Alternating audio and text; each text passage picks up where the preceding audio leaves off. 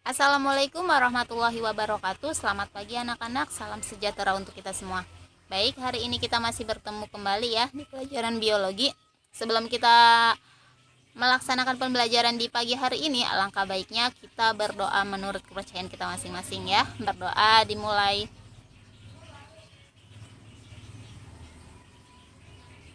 Amin, berdoa selesai. Oke, hari ini kita membahas yang namanya keanekaragaman hayati ya. Tujuan pembelajaran di keanekaragaman hayati ini, kalian ini mampu menjelaskan tentang keanekaragaman hayati, baik itu di tingkat gen, tingkat jenis, dan tingkat ekosistem ya. Lalu kalian juga mampu menjelaskan di mana keanekaragaman hayati baik flora dan fauna yang berdasarkan garis Wallace dan Weber. Lalu selanjutnya menganalisis keunikan hutan hujan tropis di Indonesia dan bioma di dunia. Ketiga, pemanfaatan keanekaragaman hayati di Indonesia. Lalu yang keempat ini ada pelestarian keanekaragaman hayati di Indonesia. Kita bahas satu-satu ya. Ini ada peta konsep ya, di mana keanekaragaman hayati, yaitu ada macam-macam keanekaragaman hayati, yaitu meliputi yang namanya tingkat gen, tingkat jenis, dan tingkat ekosistem. Lalu keanekaragaman hayati di Indonesia, yaitu ada keanekaragaman tumbuhan, keanekaragaman hewan, dan keanekaragaman mikroorganisme. Lalu pelestarian keanekaragaman hayati yaitu in situ dan ex situ. Oke. Pengertian keanekaragaman hayati. Apa sih itu pengertiannya? Nah, keanekaragaman ini pada makhluk hidup ini yang menunjukkan adanya variasi bentuk, penampilan, ukuran, serta ciri-ciri lainnya. Lalu ini ada keanekaragaman hayati yang disebut juga dengan biodiversitas atau biodiversity. Ini adalah keanekaragaman hayati pada tingkat gen, tingkat jenis, dan tingkat ekosistem. Kita bahas satu-satu ya. Di keanekaragaman yaitu meliputi yang namanya terjadi karena keanekaragaman susunan gen ya. Lalu yang kedua, memunculkan variasi antara individu dalam spesies, dalam satu spesies ya. Jadi memunculkan variasi antar individu dalam satu spesies. Lalu yang ketiga ini menyebabkan tidak ada individu yang sama persis. Artinya ketika contoh seperti kita manusia, kita memiliki kakak atau adik ya, kita tidak bisa menyerupai atau menyamakan ya. Artinya misalkan yang satu rambutnya keriting, lalu yang satunya rambutnya lurus. Kita bahas ya. Nah, contoh dalam keanekaragaman genetik yaitu pada tumbuhan ya, atau tumbuhan mawar ya. Ini kan merupakan mawar ya, mawar, namun hanya saja warnanya saja yang berbeda. Nah, ini merupakan walaupun mereka berbeda ya, walaupun mereka berbeda warnanya, tetapi mereka merupakan satu gen ya. Sama seperti pada hewan yaitu ayam, walaupun mereka berbeda-beda warnanya, bulunya, lalu ada yang putih, ada yang hitam, tetap sama, mereka merupakan satu gen ya, satu gen. Oke, kalian bisa membedakan ciri-ciri dari wanita tersebut ya. Apa sih ciri-cirinya? Yang sebelah kiri, dia ini memiliki rambut yang warnanya pirang ya, lalu ikal, lalu matanya juga abu-abu ya. Sedangkan yang sebelah kanan, dia ini memiliki rambut yang lurus, warnanya hitam, dan matanya pun agak kecoklatan ya. Jika kalian bisa membedakan, pasti tahu ya. Selanjutnya keanekaragaman tingkat jenis atau keanekaragaman jenis, yaitu yang pertama ini, keanekaragaman jenis ini seluruh variasi terdapat pada makhluk hidup antar jenis. Ya. Lalu perbedaan antar jenis pada makhluk hidup yang termasuk pada satu keluarga atau famili, ya. Jadi lebih mudah diamati daripada perbedaan si individunya atau satu spesiesnya. Contohnya pada kacang-kacangan. Nah, ini kan merupakan terdapat kacang-kacangan ya, seperti kacang tanah, kacang buncis, kacang kapri, kacang hijau. Nah, ini merupakan satu jenis tapi berbeda. Ya. Lalu contoh lain yaitu pada si aren. Yaitu ada pohon aren, lalu ada pohon kelapa, pohon pinang, nipah. Mereka ini satu jenis ya. Mereka ini satu jenis. Nah, keempatnya ini menempati yang namanya habitat yang berbeda. Walaupun mereka satu jenis tapi berbeda habitatnya. Ya, jika aren ini berada di habitatnya ini ada di pegunungan, sedangkan kelapa ini biasanya ada di pantai ya. Kalian bisa melihat ya, kalau misalkan ke laut pasti banyak pohon kelapa ya. Lalu pohon pinang ini biasanya di tempat yang kering ya. Lalu sedangkan nipah ini biasanya di tempat yang basah. Ini merupakan satu jenis pada famili Arecaceae atau Arecaceae ya. Ini merupakan si keanekaragaman tingkat jenis. Lalu selanjutnya pada keanekaragaman tingkat ekosistem. Nah, di keanekaragaman tingkat ekosistem ini menggambarkan jenis populasi organisme pada suatu wilayah. Lalu ditunjukkan dengan adanya perbedaan faktor abiotik.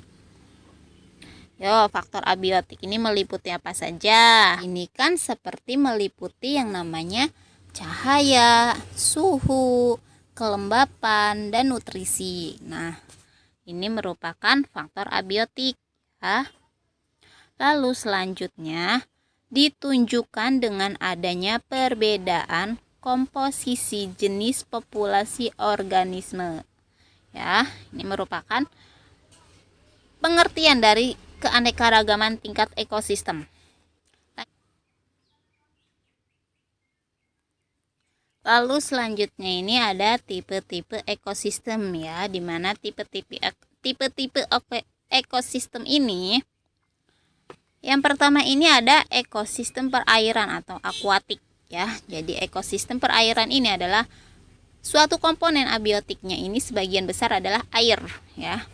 Sedangkan makhluk hidupnya atau komponen biotiknya ini dalam ekosistem perairan ini di bagian yaitu ada plankton dan nekton.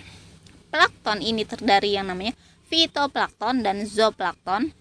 Nah, organisme ini biasanya dapat berpindah tempat secara pasif karena pengaruh arus air, misalkan pada si ganggang uniseluler dan protozoa. Sedangkan yang nekton ini merupakan organisme yang bergerak aktif atau berenang, misalnya pada ikan dan katak.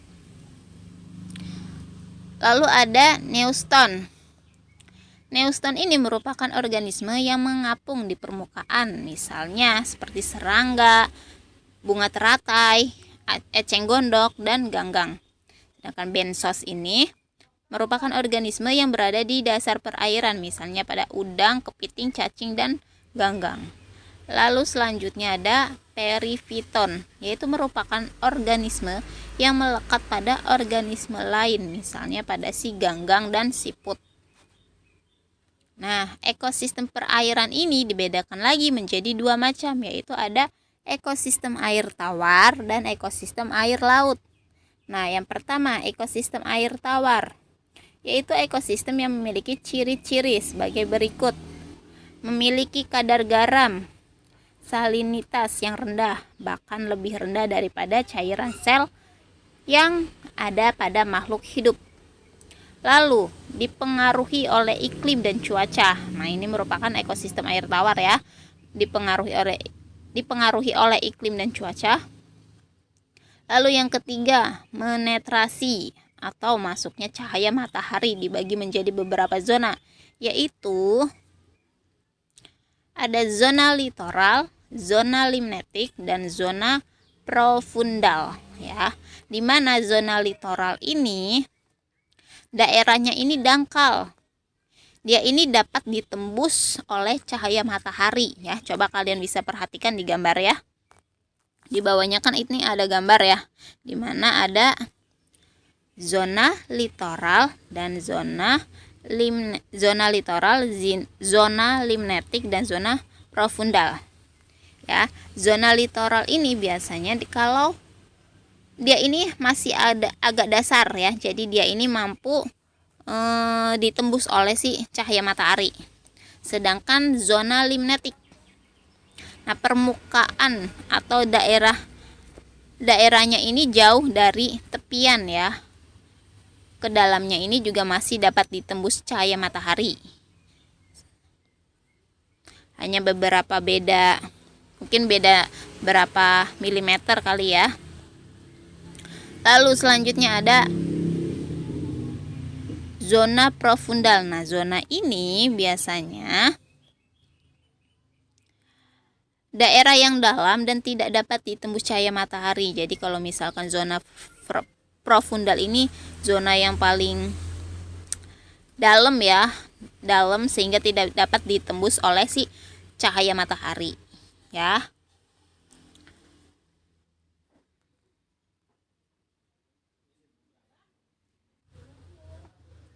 Lalu selanjutnya ini yang kedua ini ada ekosistem air laut, di mana ekosistem air laut ini memiliki ciri-ciri sebagai berikut. Yang pertama, dia ini memiliki kadar garam ya, kadar garam yang tinggi. Lalu yang kedua, tidak dipengaruhi oleh iklim dan cuaca. Yang ketiga, habitat air laut saling berhubungan antara laut yang satu dengan laut yang lainnya. Lalu yang keempat, memiliki variasi perbedaan suhu di bagian permukaan dengan kedalamannya. Lalu yang terakhir ini, terdapat arus air laut yang pergerakannya dapat dipengaruhi oleh arah angin. Ya, ini merupakan ekosistem air laut, di mana berdasar intensitas cahaya matahari ini, ekosistem si air laut ini dibedakan lagi menjadi beberapa zona, yaitu ada zona fotik, zona twilight, dan zona aquatic.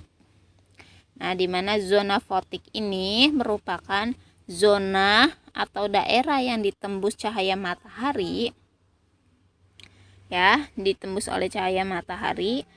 Kedalamannya air ini kurang lebih dari 200 meter.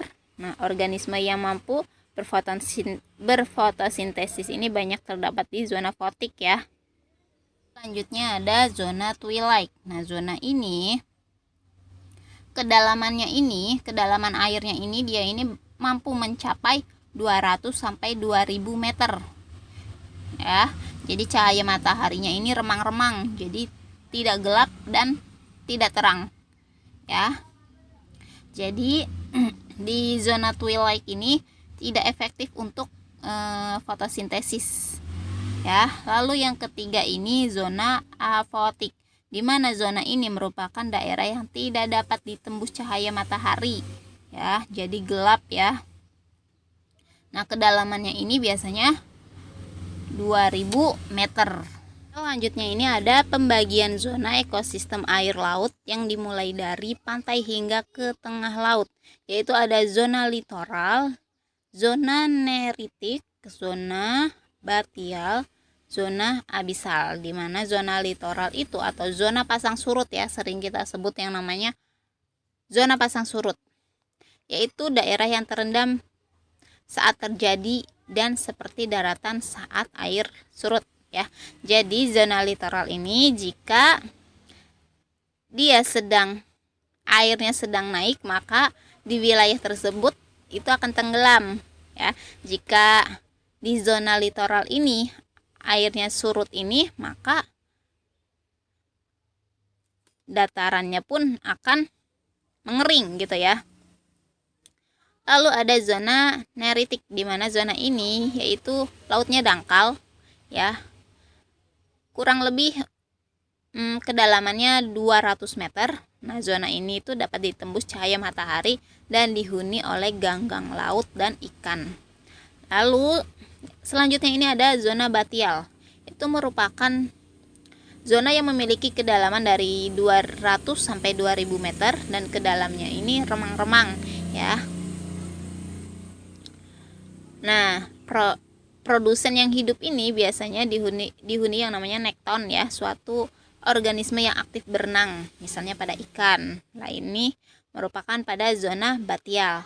Sedangkan zona abisal ini, dia ini merupakan daerah palung laut yang kedalamannya gelap, paling dalam ya berarti ya. Nah, zona ini tuh dihuni oleh yang namanya hewan predator. Ya, terus ada detritivore atau pemakan sisa organisme ya. Misalnya pada penguraian. Ya, ini merupakan pembagian zona ekosistem air laut yang dimulai dari pantai hingga ke tengah laut. Lalu selanjutnya ini ada macam-macam ekosistem air laut. Kita bahas satu-satu ya. Di mana ekosistem air laut ini, itu yang pertama ini adalah ekosistem air laut dalam ya. Jadi ekosistem air laut dalam ini atau ekosistem laut dalam ini terdapat di laut ya pastinya, atau palung laut yang gelap karena tidak dapat ditembus oleh cahaya matahari ya. Dan organisme yang hidup di ekosistem laut dalam ini adalah yang dominan ini adalah hewan yang predator ya, dan ikan yang dapat menutup kulitnya mengandung fosfor sehingga dapat bercahaya di tempat yang gelap. Ini merupakan organisme yang hidup di ekosistem laut dalam. Yang kedua, itu ada ekosistem terumbu karang. Ya, ekosistem terumbu karang ini biasanya ini terdapat di laut dangkal ya. Nah, organisme yang hidup ini biasanya antaranya di hewan Coelenterata atau Coelenterata ya. Lalu ada hewan spons, itu porifera. Lalu ada moluska, kerang-kerangan atau siput-siputan ya. Bintang laut, ikan dan ganggang. Nah, ekosistem terumbu karang ini di Indonesia ini cukup terkenal ya. Di antaranya ada di Taman Nasional Bawah Laut Bunaken ya. Ini merupakan ekosistem terumbu karang. Baik, cukup sekian materi kita hari ini. Nanti kita akan lanjut di jilid 2-nya ya, atau di part 2-nya. Terima kasih, jangan lupa nanti isi absen kalian. Dan nanti kita berdiskusi lagi di Zoom jika ada yang belum paham. Terima kasih. Wabillahi taufiq walhidayah. Wassalamualaikum warahmatullahi wabarakatuh.